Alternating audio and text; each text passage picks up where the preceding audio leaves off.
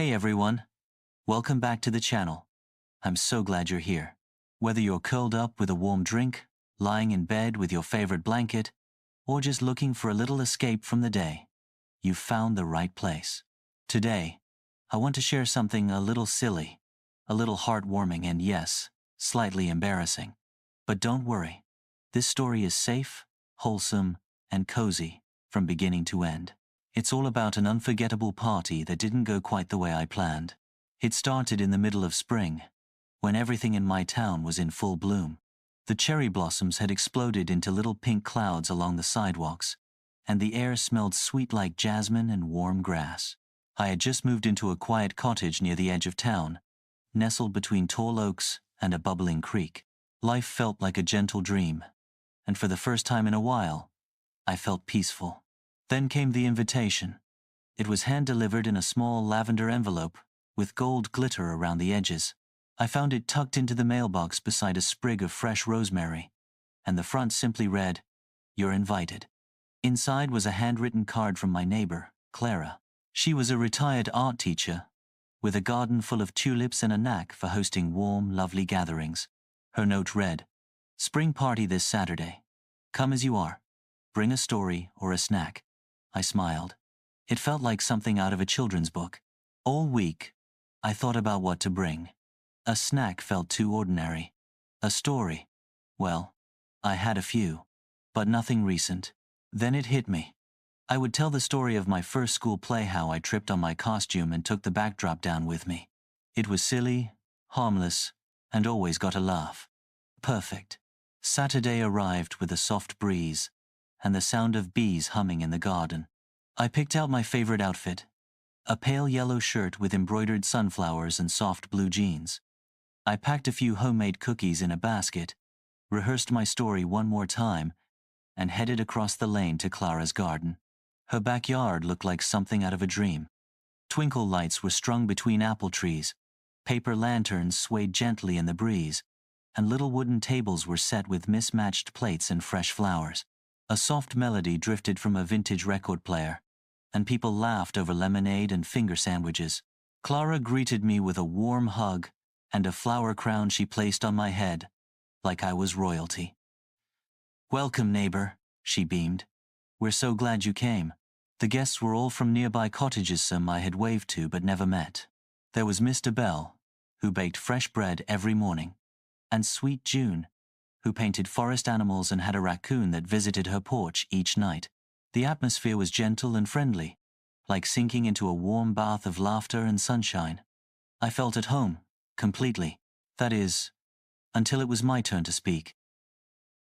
So, there I was, standing in Clara's magical garden, cookie basket in one hand, flower crown slightly slipping to the side. People were gathered around, seated on little wooden stools or cross-legged on picnic blankets. The sun was just beginning to dip low, casting golden light through the branches and turning everything honey-colored. Fireflies had started to blink lazily in the bushes. Clara stood and clinked a tiny spoon against her lemonade glass. "All right, friends," she said, her voice warm and cheerful. "It's story time. If anyone brought something to share, now's your moment." A few people went before me. Mr. Bell told a funny tale about his bread burning because his cat sat on the timer. June shared a short poem about the first fox she ever painted. Laughter, soft applause, and cheerful nods filled the air. Then Clara looked at me and smiled. "Would you like to go next?" I nodded, stood up, and walked to the little circle of light where everyone could see. I wasn't nervous. Not yet. I'd practiced the story. I knew my lines. I even remembered to bring the old picture from that school play. I cleared my throat. "Hi, I'm new to the neighborhood," I began, "and I thought I'd share a story from when I was 10. It was my first school play, and I played a tree." A few giggles already. I smiled, encouraged. The costume was home immediates of cardboard and green felt. I was supposed to stand perfectly still while the main character sang, but I tripped over a microphone cord and fell forward. The backdrop came down with me. It landed on the choir. No one was hurt, but it sounded like a herd of elephants running through the jungle. Everyone laughed. I relaxed. This was going well. Then, it happened. As I pulled out the old picture to pass around, my elbow brushed the little side table beside me. On that table was a tall glass pitcher full of freshly squeezed orange juice. The pitcher tipped in slow motion, like it had been waiting for this moment. I reached for it, missed completely, and watched as it tumbled over straight into Clara's lap. There was a moment of total silence. Even the birds stopped chirping. "Oh no," I gasped.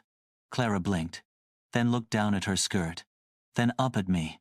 Then she burst out laughing. "Oh, darling," she said, wiping at her apron. "That orange juice was left over from breakfast. I never liked that pitcher anyway." And just like that, everyone laughed with her. "I guess I'll never be invited back," I joked.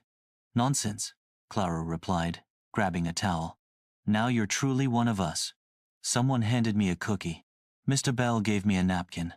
And June patted my shoulder like I'd just passed an invisible initiation. Somehow, in that moment, I didn't feel embarrassed. I felt loved, included, like I belonged. The sun had fully dipped below the trees now, leaving the garden bathed in twilight.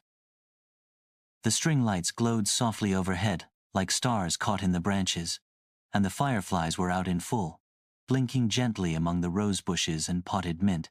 After the orange juice incident and Clara's very kind laughter, things somehow felt even warmer. People came up and shared their own awkward moments. One guest told a story about wearing 2 different shoes to a wedding. Another admitted they once tried to toast a slice of bread with a hairdryer at a hotel. Laughter bubbled through the garden like a soft breeze. Clara changed into a dry skirt and brought out a tray of lemon tarts. She handed me one with a little wink. "A small reward," she said, "for making the evening unforgettable." We sat together at a small bench beneath an arch of climbing roses. It was quiet now, most of the party guests chatting in small circles or sipping warm tea from mismatched mugs. The whole garden smelled of flowers, herbs, and just a hint of cinnamon. "You know," Clara said, watching the fireflies, "parties are rarely perfect, but the best ones, they make you feel seen. And you, dear one, helped us do just that tonight." I didn't know what to say, so I just smiled. We talked a little more about gardening, about the raccoon that visited June's porch, about how Clara still painted with her old students on Tuesdays in the town square. Eventually, the party began to wind down. The music faded to a soft hum, and one by one, guests picked up their baskets and wandered home through the quiet streets. I walked back to my cottage under a sky full of stars.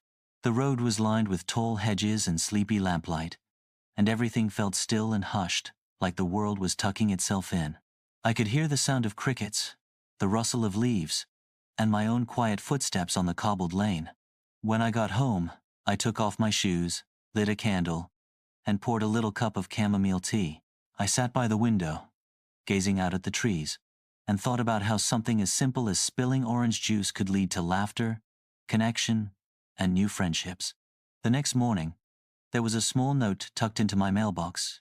It read, "Thanks for the juice. Same time next spring? Clara." Underneath was a tiny orange juice sticker and a hand-drawn smiley face. And just like that, I knew I'd found a home. Thank you so much for being here, and for listening all the way to the end. I hope this little story brought a smile to your face and reminded you that even life's most embarrassing moments can turn into something beautiful.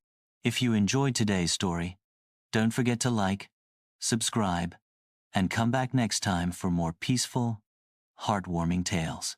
Until then, stay cozy, stay kind, and always laugh a little even when the juice spills. Oh my.